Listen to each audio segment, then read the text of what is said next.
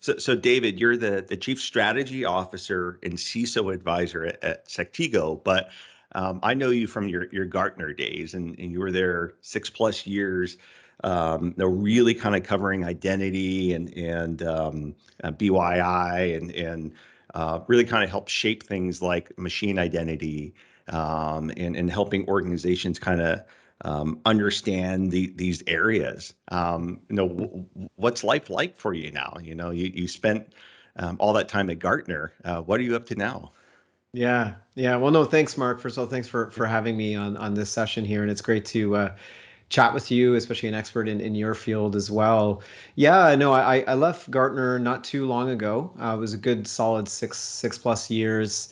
And with COVID being in the last two, certainly felt like four, or sometimes you forget about time just with COVID, obviously. But Yeah. yeah, no, it was a great experience, and had thousands and thousands of client interactions, whether it be primarily phone calls, but also with the events, the virtual events, the physical events. We had these kind of speed dating sessions Hmm. and work with all different kinds of clients, from investors to technology providers like yourself, as well as CIOs and CISOs, or practitioners, if you Yeah. will, and guiding them along with all of the problems and frustrations that they have, and dealing with anything, yeah, with the topics that you mentioned, from identity and access management to PKI, machine identity management, to even areas like bring your own identity, as you mentioned, and other areas into blockchain, but all of it kind Yeah. of revolving around cybersecurity, if you will. Yeah. And now you're at Sectigo, kind of really still focused in that same space, right? Yeah, yeah. So primarily, my job at Sectigo, is Chief Strategy Officer and CISO advisor, right? So kind of wearing a couple different hats. So one hat on the strategy side is looking at the product set, looking at where the world is going, and making sure that, I'm Canadian, so I have to say this, as Wayne Gretzky said, right, skating to where the puck is going.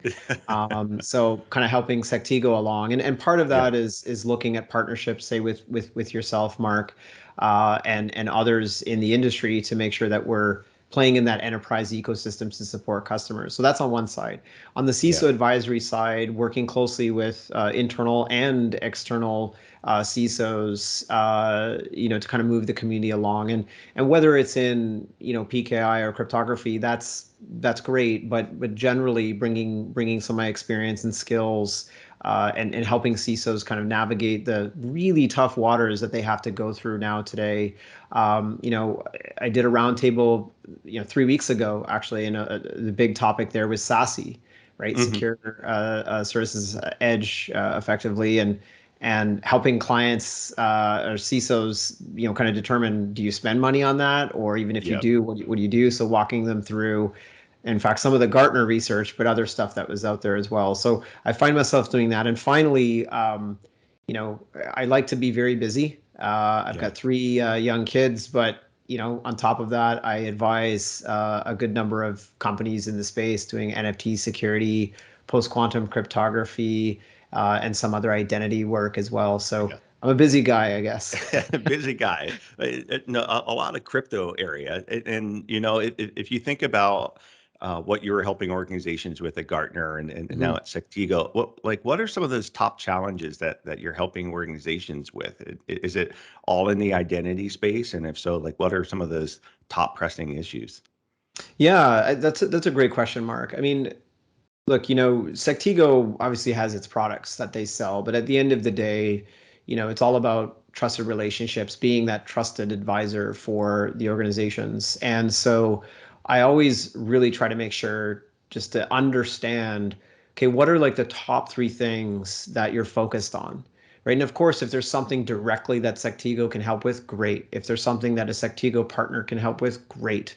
Yeah. Um, but what I'm seeing right now, Mark, is, look, the CISO and security teams, their job is not getting any easier, and the pace of business is only going to increase. Today is at a certain pace. It's going to be faster tomorrow, and on Yeah. and on and on. So the odds are against them, and they're also dealing with a lot of regulations. Hmm. They're always concerned about audits, and they somehow have to look at actual risk, right? So they got Yeah. compliance, they have risk. And then you factor into that, they've been going out and buying a lot of security products. So the biggest thing I see right now, Mark, and where I've been trying to help CISOs and their teams is consolidation strategies. How Yeah. can you consolidate that security stack? Because 50, 60 products is not going to go Yeah. anywhere. And last thing I'll just say there is, you know, Gartner, when I was there, we ran some surveys and the data came out that 80% of CISOs surveyed said that they had a security product consolidation strategy. So meaning they want Yeah. to shrink their stack Yeah. now, Shrink it. Yeah.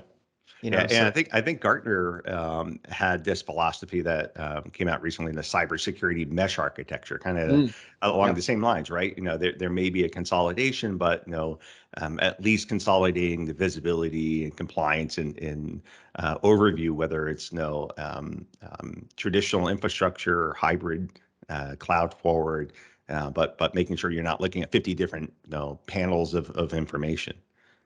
you got it. You got Yeah. it. That's the big thing, right? I mean, if you before we dive into Gartner's security cybersecurity mesh architecture, or they say CSMA, let me just first say if you think about the problem landscape, particularly in that area, I mean, if you are a CISO and you've got your red and blue teams and purple teams and what have you, and they're out looking for threats, right? And if they have to traverse multiple consoles to look for these Mhm. breadcrumbs of Yeah. potential indicators of compromise, how much dwell time are they going to give the Exactly. bad guys, Yeah. right? Yeah, If you've got exactly. to do that. And so it's just there's too many consoles, there's too many things for them to have to manage, and there's no one product today that does everything. So, you know, if we rewind many years ago, I did a presentation with Patrick Haveshi, Steve Riley. Patrick Haveshi's he's at Gartner. Steve Riley, he's now field CTO for Netscope, and then myself at Sectigo now. We came up with this research. It's like you've got cloud security all wrong. you know it's all about kind of identity and data, and we came up with Yeah. these three layers of kind of applications and data. Access was in the middle layer, and at the foundational level was identity, right? So everything has to start with identity, and that was the precursor to the cybersecurity mesh architecture, in Yeah. that when you dissect it, there's an identity fabric and there's all these things.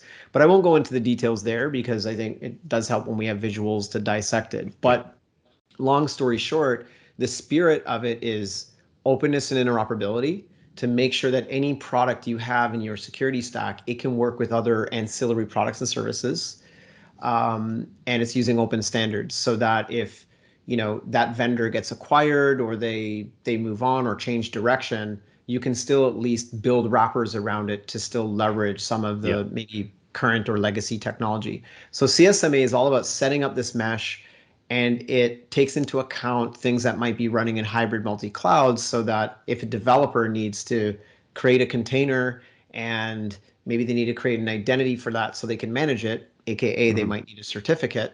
Yeah. There's a service call they can make. It doesn't matter where that product or service is. They can use standard-based language to make the request, and then they can fulfill the need to achieve that outcome. But I'll be doing actually a little bit of a talk on that at RSA in a couple weeks, on CSMA and how it relates, Yeah. Mark, to kind of our field. But there's a lot more there. I think it's very promising, but since it was kind of it's a newer concept, a lot of folks, including the vendors, Yeah. they need to get their heads around that too. Yeah. And I think relating to that, I know you and I have had conversations around kind of the need for open standards and cloud and traditional infrastructure, PKI certificates, all of those. Why do you think that's such an important area to be bringing to light? Yeah, I mean, it is. So number one, no one's going to be an island anymore. With hyper connectivity, with hybrid multi-cloud, we all have to work together as an ecosystem, Hmm. and as a community. But let me just step away, Mark, from our industry for a moment here. Think about Bluetooth, right? Yeah. And what our lives would be like without Bluetooth, right? Imagine if you had to install a new driver for every headphone, for every speaker, for every for every smartwatch or wearable, or any kind of device. I mean, it would be a mess. It is kind of a little bit messy right Yeah. now as it Yeah. stands, but it's not as bad as it could be if we didn't have those standards. So again, that cybersecurity mesh architecture is telling the industry, hey, you know what, folks, you have to work together. And sometimes there might be two competing products in the environment, but that organization wants it for maybe defense in depth, or maybe because they just always had it that way historically. Yeah. You got to work together, and hiding behind patents, hiding behind, proprietary standards is just not going to fly anymore. And just to put some umph behind that, Mark, every CISO that I talk to basically says, like, that is a huge risk, right? If, Yeah. when they're looking at consolidating their stack, if they see something that has a lot of proprietary stuff around it, they're like, Yeah. are there any other alternatives? And if those alternatives have open Yeah. standards, Yeah. that thing has got a high probability of getting kicked out. Yeah. Well, I mean, if we expand off of standards and we talk about, say, like best practices and security controls, like why is it important for organizations to care what best practices and security standards and how they relate to compliance? Why is that an important item, whether it's an IT administrator or the C-suite? Why is that relevant to the modern day IT? That's a great question, Mark. Look, number one, when I was a Gartner analyst doing thousands of engagements, I think it was almost in the order of 6,000 over 6 years, almost like a Wow. thousand a year on average, right? Yeah. So you get to see your fair share. And sometimes you go on autopilot because you just hear it so many Yeah. times, right? Yeah. Um, but everyone wants to know where they stand relative to others, right? Yeah. And part of that, of course, they also ask about best practices. But it's one thing to hear that you should be eating well and taking all your vitamins and everything, but there's got to be a roadmap, right? You can't Yeah. necessarily just quit doing the bad habits and all of a sudden tomorrow just start doing all the good things. That's tough. People need a realistic roadmap. So there was a lot of discussion about those roadmaps. But along with that, I always tried to say, look, we need to talk about risk and we need to talk about compliance.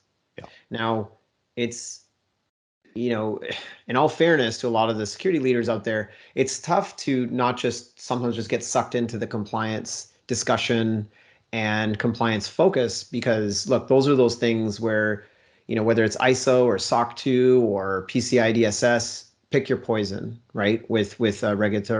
regulatory compliance framework, it's putting something in front of you, and there's just this human kind of element where we just come in and check those boxes. But at the Yeah. same time, we could go back to Target's issue they had 10 years ago with PCI DSS having Mhm. that done a month Yeah. later getting breached. Yeah. Just because you go through those audits doesn't mean that you're Yeah. cool on the risk side.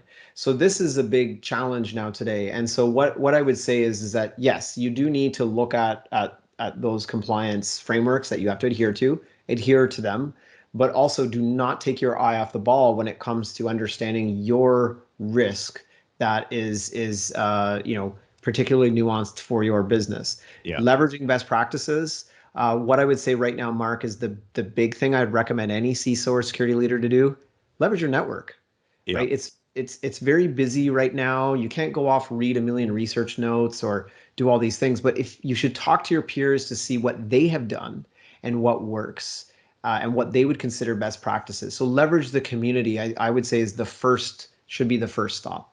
Yeah. So it sounds like you're saying, best practices aren't really the end goal. They're really kind of a tool to help you mitigate particular risks or understand what risks may be there. And I know we often talk to customers and we talk about the pragmatic risk mediation, meaning understand what risk you're willing to accept, what you're not willing to accept. Business is business, and sometimes you just have to understand what you're willing to accept from a cybersecurity risk, what you can't. Having remote workers is a risk, Yeah, but there's things you exactly. can do to mitigate that. You can't just say, I'm not going to have remote workers. Yeah. It's certainly one Yeah. way of dealing with it, right? Yeah. And many organizations will say, well, that's a necessary risk. What can we do to control it? In other places, it may simply be, nope, not going to allow it. You go into the energy industry, and they have NERC SIP and requirements around electrical grid. And they'll say, nope, no internet, no remote work. because that's a risk they're not willing to take. So I think it's an interesting one.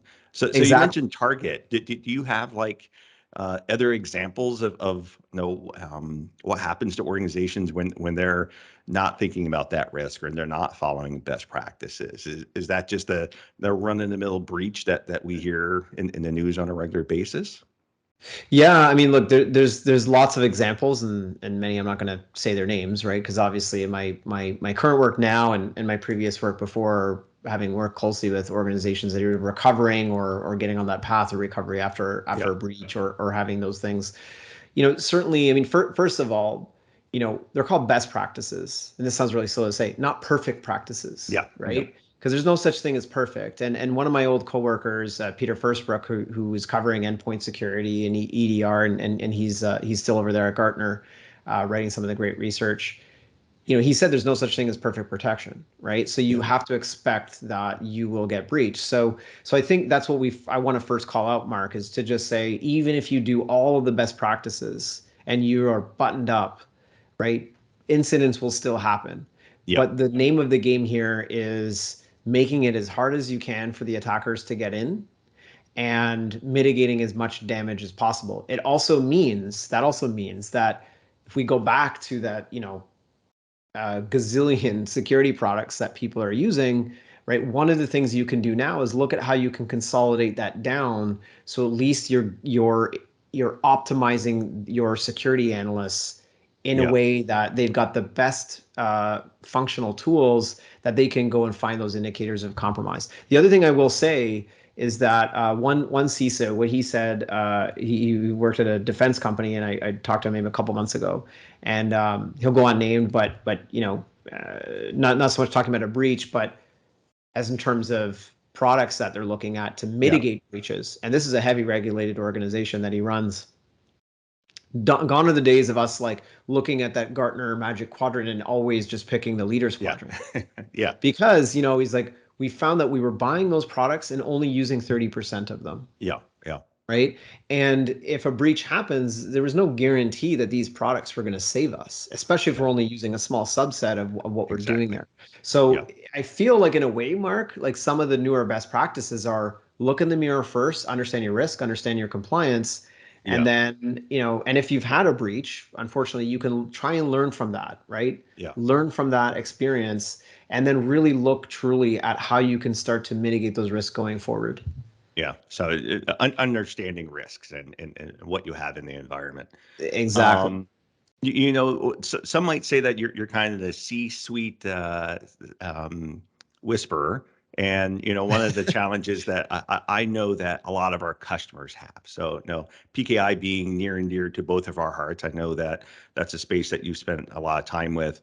Yeah. We Yeah. often describe PKI as this foundational technology. It's everywhere. It's pervasive, but it's not visible at the C-suite. They don't speak the language. No, they're thinking enabling remote workforces, the transitioning to hybrid or cloud forward environments and reducing data center footprints. What are some tools or messaging that you would advise um, engineers and architects and managers and directors that are interacting with PKI of the importance of properly securing and operating and applying best practices to their PKI to their C-suite. That's where Mhm. the budget is. That's where Yep. the vision's set. How would you help those individuals communicate effectively to the C-suite? Yeah, yeah. No, this is it's a big challenge, Mark, and it has been in this space for my time being kind of 2 decades in this space directly. And I know Yeah. you've got some war stories as well Yeah. with PKI. Look, number one, it's always about attaching yourself to a larger problem. Hmm. And PKI is attached to a lot of large problems. It's Yeah. just it's so down into the weeds that one of the kind of visuals I've come up with is kind of illustrating cryptography as critical infrastructure for the digital world, and PKI is a Yeah. big part of that, of course, right? Because everything now is digital, and we have to have what's called digital trust, right? Even this interview that I'm having with you today, there's our devices, there's the applications, and there's our connection in between us as we're having this conversation. All of these things need to be validated, authenticated, and then these trusted encrypted tunnels need to be established. And that's the same when you're going into Amazon and you're punching in your credit card information, or you're using your Samsung Gear Watch to do a payment on a Yeah. payment terminal in person. All of that requires cryptography. But you know what? We can't ever expect a CEO or a CFO to truly understand the inner workings of cryptography. Sure. But what we do, what our responsibility is to say, look, the concrete and steel foundation of your business, because hey, everyone's a digital business now, is cryptography and PKI. Full stop. Yeah. And so we have to make sure we invest in the people, the process, and the technology to keep this stuff going. Because one of the things that we're seeing now, obviously, is bad actors, using ransomware, stealing credentials, doing all that stuff. But we know that nation states and others are saving encrypted information for the Yeah. later kind of quantum The future computers to harvest. track all this. Yeah. Exactly. Yeah. And so I think a lot of organizations have been able to just not have to worry about crypto or cryptography for a long time because, hey, we've been safe on these algorithms. But what we're Yeah. going to see over this next decade, Mark, is a huge sea change in quantum preparedness that the U.S. government just came out to say we need to get the agencies ready for quantum Yeah. computers, Yeah. quantum-based attacks that we know other foreign nations are investing heavily in. But more so as well, expect more crypto failures, right? We have more entities that are out there that need identities, and those identities are best established with cryptography. But let me make one more point, and I'm going to talk about this at my RSA talk, and I'm going to be writing more on this. Cybersecurity and identity and cryptography, these are kind of a means to an end, right? They shouldn't be the singular focus. Do Yeah. them well. But you know what the focus is? Good cybersecurity, good identity management, and good crypto management and good PKI management. The outcome of that is digital trust. Why Yeah. is that important? Because trust is the currency of everything. And if I don't trust your business, I'm not going to go to your website and punch in my credit card number. I'm not going to refer you to someone else because maybe you just get breached all the time, Yeah. right? So I think that's one little chip on my shoulder with our space is that we Yeah. end up obsessing about all these tools and this stuff. And it's like, at the end of the day, folks, it's about if we do a good job here, the business can be trusted. Yeah. And if the business is trusted, the brand is trusted, and you're going to have a successful company. Yeah, exactly. And I know we've been talking a lot lately because, as we've been trying to shift the conversation from PKI to this kind of foundational thing that impacts business, that impacts those lines of business, that the assurance of the identities as well as the reputation of the organization. And that all really kind of came about from PKI Spotlight of trying to bring tools to organizations to help them with the visibility of PKI, with the alerting and best practices, but showing the value of saying, hey, this isn't just about implementing some best practices inside your PKI. It's your business. It's the reputation of the business that if you can't do your business reliably, if you can't do it with trust, if you don't have the trust of your consumer, you're going to have issues. So we've kind of embraced this cybersecurity mesh architecture, bringing in these alerts into a single pane of glass. Kind of like you talked about, not going out and having on all these different systems and trying to elevate the conversation. Do you think tools like PKI Spotlight are kind of part of a new generation of tools where it's helping organizations be more efficient and not have to keep their eyes on 50 different systems and have all of the staffing on hand and all the expertise? We I've got 20 years of experience, but most organizations don't have people like that on Yep. staff. Yep. So for us, this is all about how do we kind of take our expertise and bottle it up and give it to organizations. Do you think that there'll be more products coming to market where publishers are trying to find ways of enabling teams, not just here's a tool, but here's knowledge, here's best practices, here's visibility, here's consolidation? Yeah, absolutely. Absolutely. And I think kudos to you, Mark, and the team for distilling down that experience and delivering a solution that does that. I mean, look, again, it kind of connects well to the previous question, is that PKI has always been this, it's been viewed as a solution, but PKI is a technology. It's not a Yep. solution. Yep. You have to do work to connect it to applications, to enable those applications to, do secure signing and encryption and all the things that PKI can bring. But it's not something that should be in the forefront of an actual solution. Yep. So what I really like about what you guys are doing over there is the focus of enabling business outcomes, right? Because if I were to talk to a CISO, they don't necessarily want to know about all the plumbing of PKI. They just want to say, can you enable secure email? Yep. Can you enable document signing, code Yep. signing, IoT Yep. authentication, right? Yep. Like, and even higher above IoT Yep. authentication, just I want these devices Yep. to be able to access Yeah. resources And remotely. keep it reliable and secure. Yeah. Exactly. So, Yeah. so to your question directly, yes, absolutely. I think more of an outcome focused solution. That's big check mark. The Yep. second check mark in that single pane of glass and consolidation. Look, a lot of analysts that I talk to, they have the expertise, just like you and me, Mark, to go down into the weeds, but they don't have the time. Yep. So it's not the fact of like, hey, I don't know what I'm doing here, because there is a bit of that too. Yep. But it's mostly like I just don't have the time to be able to Exactly. go in and dabble around with my HSMs, dabble around with this CA, that Yeah. CA, this public CA, right? They just don't. So being able to string that together, I think, for me, I'll just say one last thing here.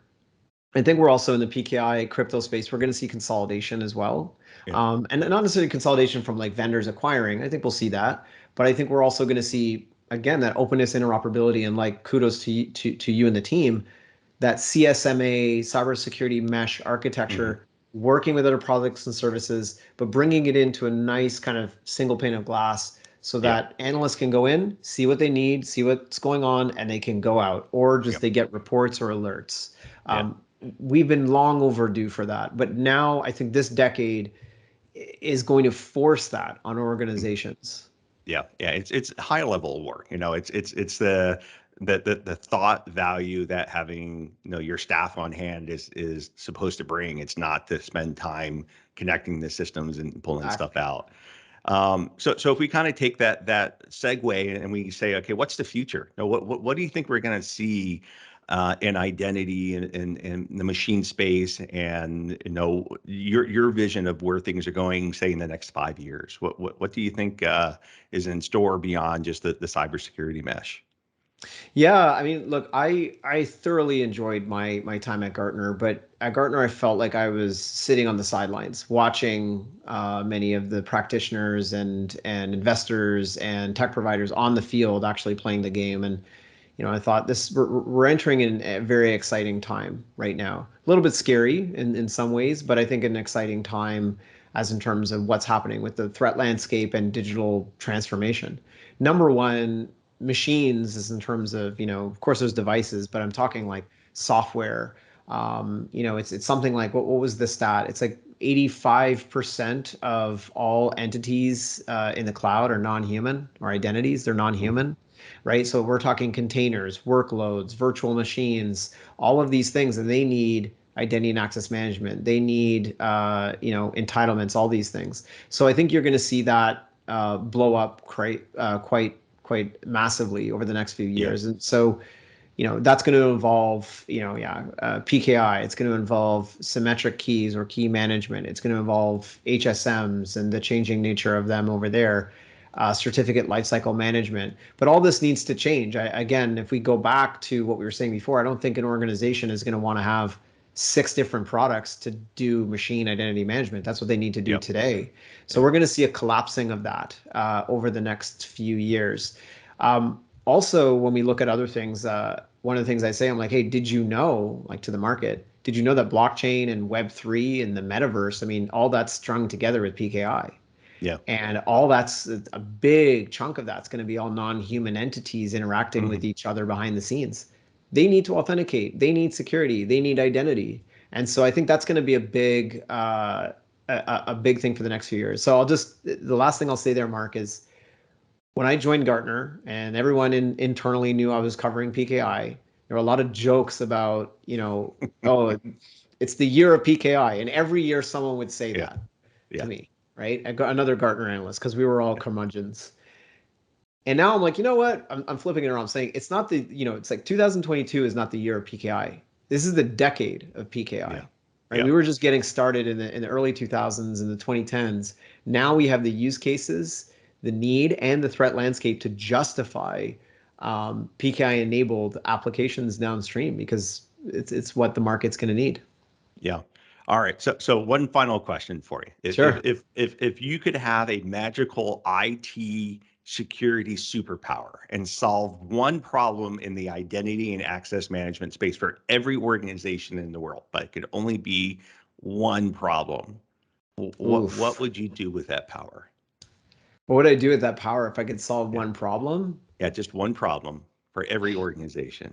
I would say openness and interoperability. Yeah. Not to sound cheesy, but I think if we can get vendors to play well with each other Hmm. and leverage more open standards, that could single-handedly. It's not going to solve everything, but I think that can single-handedly have a huge positive impact on CISOs and their teams today, and even outside of that group, even IT generally, because that means Yeah. that any investments they've made, they know they can hold on to them a little bit longer and have a better, not forced plan to kick things out. Right? Yeah. They can actually have more in control of their destiny.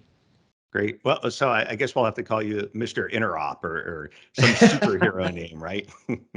Well, I know. I David, mean, there's so many things I could pick, right? yeah, But I'm just trying to think really realistically of what I'm yeah, seeing, Mark, yeah. in on the ground with CISOs and their teams, and that's probably the thing the biggest takeaway. I mean, if I were to pick a second one just to squeeze in, I would focus kind of on digital identity for humans and Mhm. machines, Yeah, because we can't just keep chasing malware around.